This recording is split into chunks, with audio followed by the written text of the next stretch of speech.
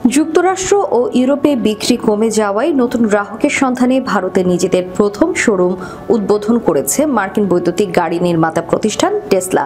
মঙ্গলবার এই শোরুম উদ্বোধনের মধ্য দিয়ে বিশ্বের সর্বাধিক জনবহুল দেশটিতে কোম্পানিটি আনুষ্ঠানিকভাবে যাত্রা শুরু করল।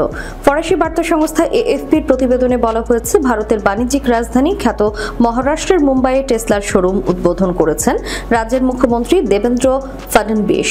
উদ্বোধনের পর নির্দিষ্ট কিছু অতিথির জন্য উন্মুক্ত করে দেওয়া হয় এই শোরুম। ভারতের ক্রমবর্ধমান বৈদ্যুতিক গাড়ির বাজার ধরার লক্ষ্যে এই শোরুম চালু করেছে টেসলা।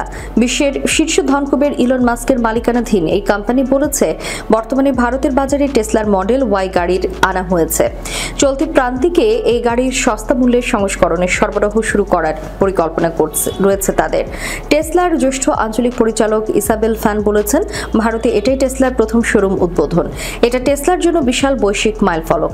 মুম্বাই ও রাজধানী দিল্লিতে শীঘ্রই চার্জিং স্টেশন স্থাপন করা হবে বলেও জানিয়েছে তিনি। শোরুমটি সাধারণত দর্শনার্থীদের জন্য বুধবার থেকে খুলে দেওয়ার কথা রয়েছে, কিন্তু তার আগে উদ্বোধনের পরপরই ভারী বৃষ্টি উপেক্ষা করে অনেক কৌতূহলী দর্শক ও টেসলা ভক্ত পছন্দের গাড়ি এক ঝলক দেখার জন্য শোরুমের সামনে জড়ো হন।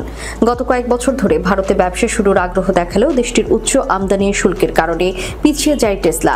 ভারতকে অতীতে যে কোনো বড় দেশের চেয়ে বেশি সম্ভাবনাময় বলে বর্ণনা করা ইলন মাস্ক দেশটির আমদানি শুল্ককে বিশ্বের সর্বোচ্চ বলে সমালোচনাও করেছিলেন।